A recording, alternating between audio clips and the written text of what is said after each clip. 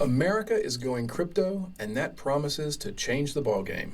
Hi, I'm Jeff Opdyke, editor for Global Intelligence Letter, part of the International Living family of publications, and I've been deeply involved with crypto markets since 2017, and what we've just witnessed is an historic event. President Donald Trump has signed an executive order calling for the establishment of a Bitcoin strategic reserve and a U.S. digital asset stockpile. But what does any of that really mean for the country? And more selfishly, what does that mean for me and you?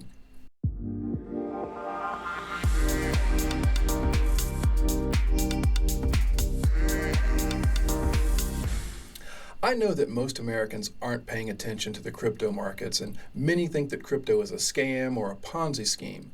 But what Trump has done changes the face of crypto at a global level. So I want to address some of the big questions, help you make sense of what all this really means. And let's start with the biggest question of all. Why is Trump doing this? Well, at a cynical level, one could legitimately argue that Trump is just repaying the kindness of the so-called crypto bros, the nickname given to the community of crypto bulls that exist out there. As I said would happen last fall, the crypto community helped Trump win the White House, and they did so on expectations that Trump would become America's first crypto-friendly president. And that is exactly what is happening. In his first few weeks in office, Trump has named a large number of pro-crypto people to his administration, including the head of the SEC, the head of the Treasury Department, and the head of the Commerce Department. He's also hired a crypto czar, and he has launched a crypto task force aimed at shaping pro-crypto legislation designed to support the crypto industry. The Bitcoin Strategic Reserve just carries on with that trend. And he's doing all of this because, as Trump himself has said, he wants to make America the crypto capital of the world. But why? Well, that's because Trump realizes that crypto is the future of just about everything. Lots of naysayers in America will disagree with that. But then again, lots of naysayers in America thought the internet circa late 1990s and early 2000s was just a scam and was pointless. I mean, who in their right mind was going to order a book online and wait for days for delivery when you could just pop down to the local bookstore and buy your book and not have to wait? Yet, here we are, quarter century later, and the internet and Amazon.com rule our lives. Crypto and the blockchain is going to be no different. So, what is a crypto reserve? Well, the best way to think about this is to consider an emergency savings account families often have, a source of money on hand purely for emergencies or maybe for buying a house or some other big-ticket item. Only in this case, Trump wants to build a reserve from certain cryptocurrencies. America has other reserves, including the Strategic Petroleum Reserve, a uranium reserve that Congress established in 2020, and of course there's the gold that supposedly exists inside Fort Knox. We also have strategic reserves for grain, home heating oil, and vaccines, antidotes, and antitoxins. And at one point, we actually had reserves for helium and raisins. All of these reserves are designed for the U.S. government to draw upon in emergencies, though what defines an emergency is not necessarily ever clear-cut. A crypto reserve would hold a strategic amount of crypto that would aim to help the U.S. diversify its financial holdings, which could help it better weather another global financial crisis. Basically, it's a giant financial hedge against fiat currency collapse, since crypto, and particularly Bitcoin, tends to be seen as an anti-fiat asset. So, what assets will the reserve and the stockpile own? Well, the Bitcoin reserve will own Bitcoin, and primarily Bitcoin that America already owns itself. The country owns about 200,000 Bitcoin right now that were all accumulated through seizures tied to criminal activity. The U.S. digital asset stockpile will also own Ethereum, Ripple, Solana, and Cardano. And again, all of those are assets that U.S. already owns through criminal activity that it has confiscated. Trump's executive order says the U.S. will acquire more Bitcoin, but only through a, quote, budget-neutral process. Early on, there was talk that Trump and his pro-crypto allies in Congress, like Wyoming Senator Cynthia Lummis, want to own at least 1 million Bitcoin, and that the aim is to acquire 200,000 Bitcoin every year. And I mean, that sounds good, but I don't see how the U.S. accomplishes that in a budget-neutral manner when the country has more than $36 trillion in debt and is paying more than $1 trillion a year in interest payments. I'm not sure where Uncle Sam comes up with $20 billion to go buy more Bitcoin. But what are the benefits of a crypto reserve? Well, a typical savings account grows only as fast as the rate of interest allows, and right now that rate of interest is pretty low. Assets such as bonds grow equally slowly, and while stocks obviously grow much faster, they're not going to grow nearly as fast as crypto is going to grow. So one of the potential benefits of a Bitcoin reserve and a digital asset stockpile is that crypto promises to grow far faster than any other investment option. Plus, there's the asset diversification angle. Crypto, and again particularly Bitcoin, tends to move differently than other assets. Sometimes it's correlated with stocks, sometimes it's correlated with gold, and sometimes it's correlated with neither. So it's just a very different asset class. Moreover, as I've written many times inside my daily field notes columns and inside the pages of International Living, a small exposure to crypto, even just 5%, can lead to extremely large gains.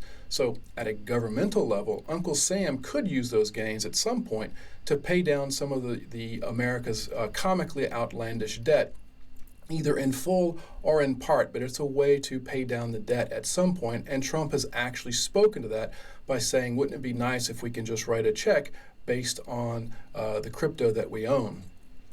So what's the downside here? Well, there are two notable risks to consider.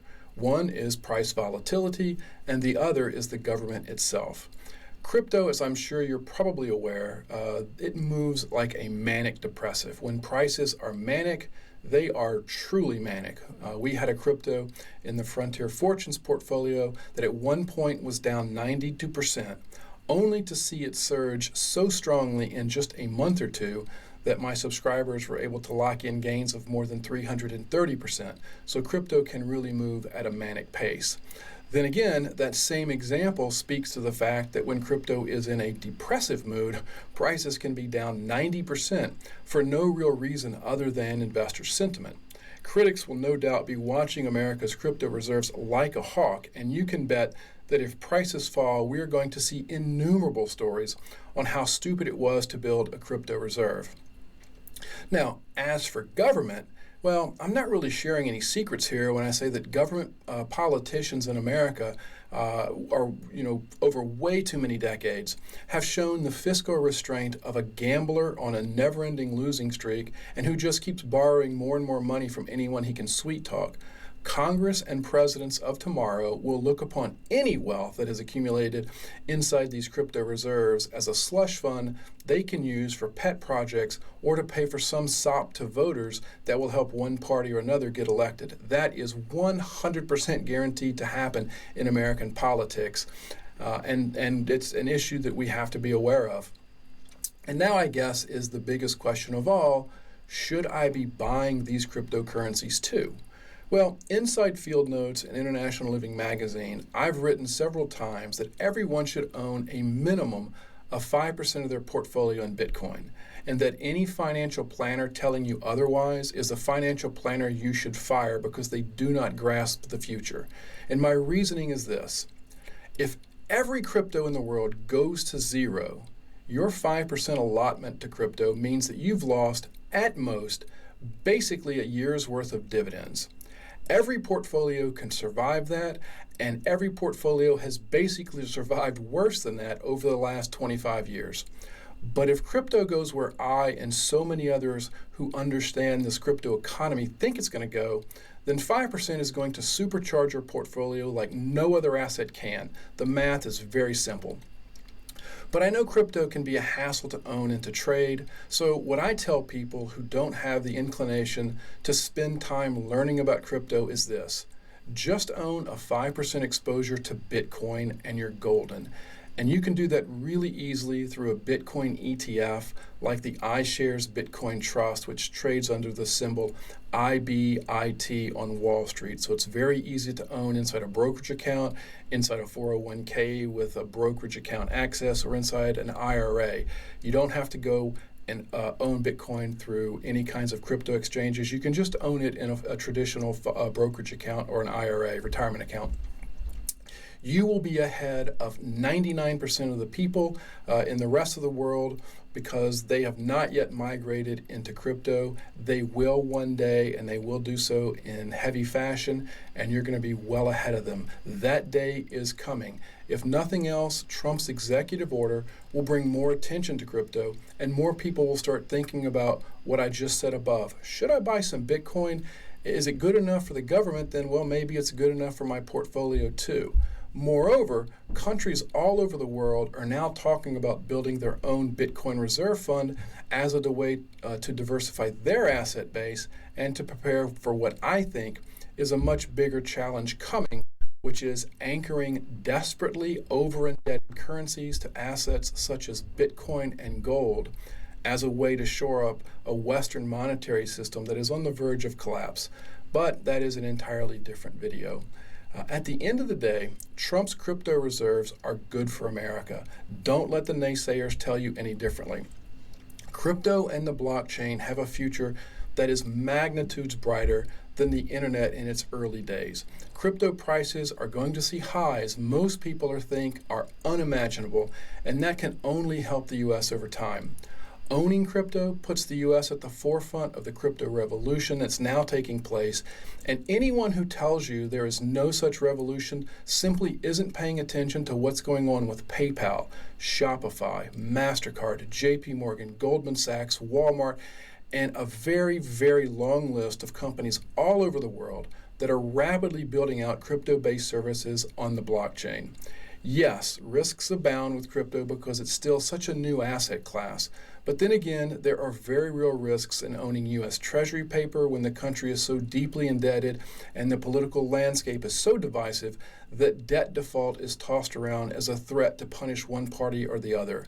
And there are very real risks owning stocks at the extreme valuations that they trade at today. Crypto is just a very different sort of risk, but with a reward potential that is exponentially larger than what you're going to find in any other asset class, which is a very good reason to build your own crypto reserve too. And if you want more insights like this, insights that give you a different view of the world than you'll ever get through the mainstream financial publications, then consider signing up for Field Notes or my Global Intelligence Letter. You'll be better informed than most people you know. And have a great rest of your day.